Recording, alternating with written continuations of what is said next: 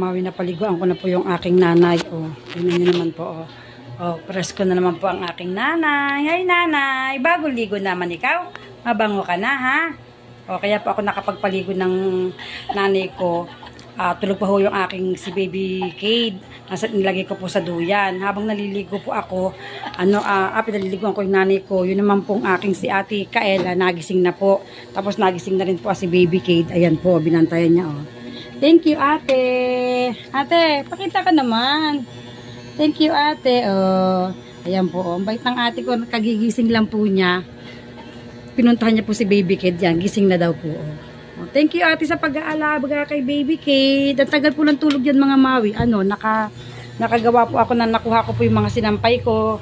Tapos ayan nilagay ko po sa planggana. Mamaya ko naman po titiklipin pag tulog na ulit si baby Cade. Ayan po. Mga nilabang ko po ng isang araw yan. Titiklipin.